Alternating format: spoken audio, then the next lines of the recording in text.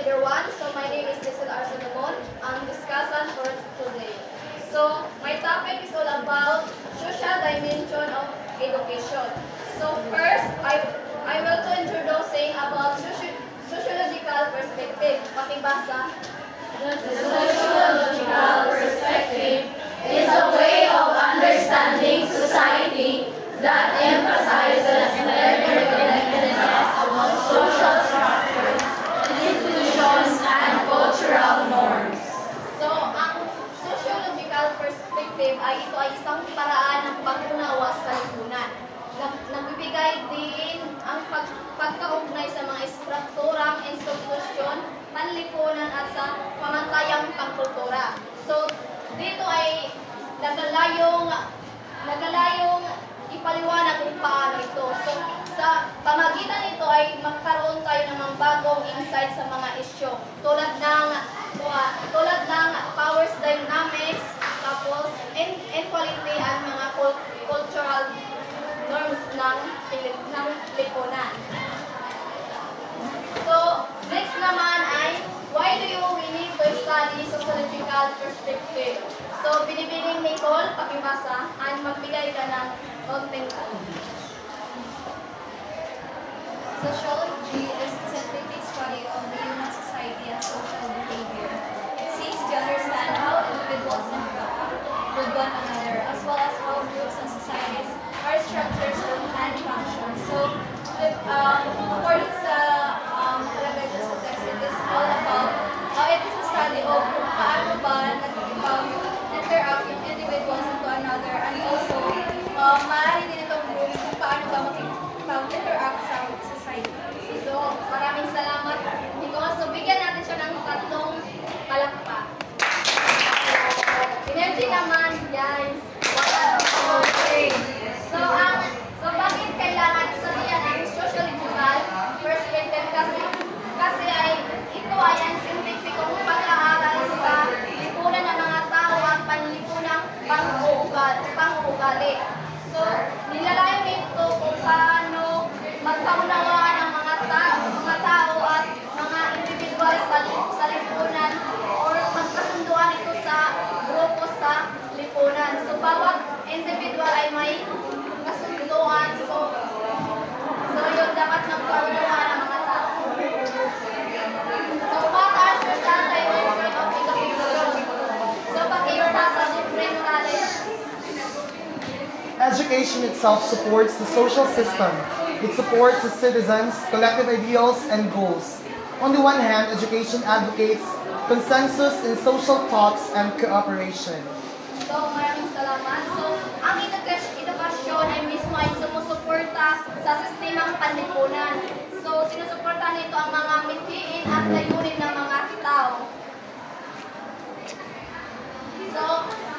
So dumako naman tayo sa theories under social dimension of education. Ang una ay ang consensus theory, pakibasa. In sociology, consensus theory is a theory that views consensus as a unique, distinguishing feature of a group of people or society. Consensus is the collection of agreement of individuals.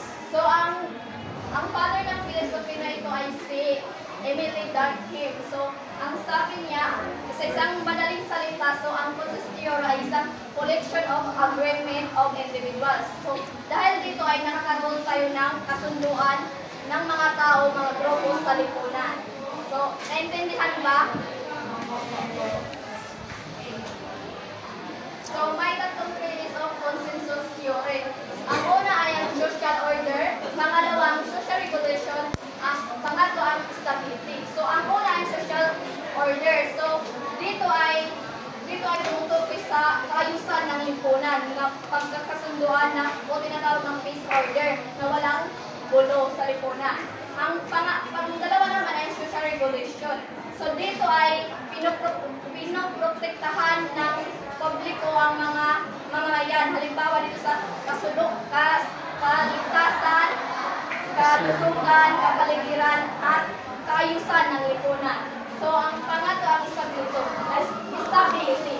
So, dito na laban sa mga panganib na sitwasyon sa lipunan. So, naintindihan ba? Yes po. So pinipiling RB, anong tatlong traits sa consensus theory? Ang social order, social regulation, and stability. So, pinipiling is siya sa tatlong traits na yung ipaliwanag ang basa sa inyo na intindihan. Traits na yun. So, sa pagkakalitan ko, ang social order ito yung pagkakasundo daw ng sa isang lipunan. Tapos ang social regulation,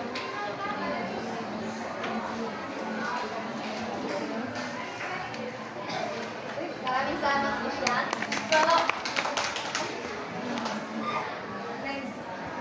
So, sa pangdalawa naman tayo ang conflict theory. Pakibasa lahat. Competition among groups within society over limited resources. It looks at society as a competition for limited sources. This perspective is a macro-level approach most identified with the writings of German philosopher and sociologist Karl Marx. So, dito ang conflict theory ay si Karl Marx Weber ang father ng dito sa conflict theory. So, ang conflict theory sa kalagang ito yung competition or kung dalian sa isang lipunan. So, si Karl Marx ay may binuong dalawang uri. Ang una ay ang capitalist, ang dalawa ay ang worker. So, ayon sa kanya ay dapat magkaroon ng kompetensya sa bawat lipunan. So, halimbawa nito ang politika, di ba may competition ang politika. So may three thesis of conflict theories. Pakibasa lang. Capitalist Clash, violent confrontation, crisis, and difficulty, trouble, or danger. Change, there is a conflict, division of something new to all. Sa class, ito ay yung mga malahas na pagharap sa lipunan o itong laban sa tao. So, ang crisis ay alam natin ang sa lipunan Against ay difficulty troubles. alam natin na ang lipunan ay nakakaroon tayo ng kahirapan. So, dapat dito daw ay magkasundo at magkaunawaan dahil para masolusyonan ang isang problema. So, ang sa leaders ay ang change. So, ayon sa kanya ay ang change ay may alipan ng dominasyon or itong sa mga nangyari sa unang panahon at ngayon ay nagkaroon din ng mga hindi pagkaunawaan at pagkakasunduan. So next naman ay consensus theory and conflict theory. So binibining ay pagbasa. Generally, consensus Consensus is viewed as a common agreement in all members of a particular society. particular society. While the cover is a clash between opposing ideas, principles, and Principles and or people which may be convert or avert. So binibining Montielo. Baka may idea. So, yung consensus, ito yung viewed as a common agreement. So, something may agreement ng isang society or something may kasunduan or regulation or order. Ang conflict naman, ito yung meron talagang conflict or barrier in the society or something meron silang hindrance. So, tama. So, bigyan. Also, binibining. Figure, I think there is consensus because there is a conflict. So, ibig sabihin, there is a conflict because there is consensus. Kasi hindi lang joke lang. Bale, para magka-unite sila as one in a society, kailangan nila ng agreement, which is the consensus. Kasi nga, nagkakaroon ng conflict because and ang society, diverse yung tao. Ibig sabihin, sa madaling sabi, iba-iba yung konsepto, iba-iba yung ideas and all ng bawat isa. So, maraming salamat. So, bigyan natin silang dalawa ng pasabong sa 1, 2, 3, go! Ayun! Ayun! Ayun! Pasabog!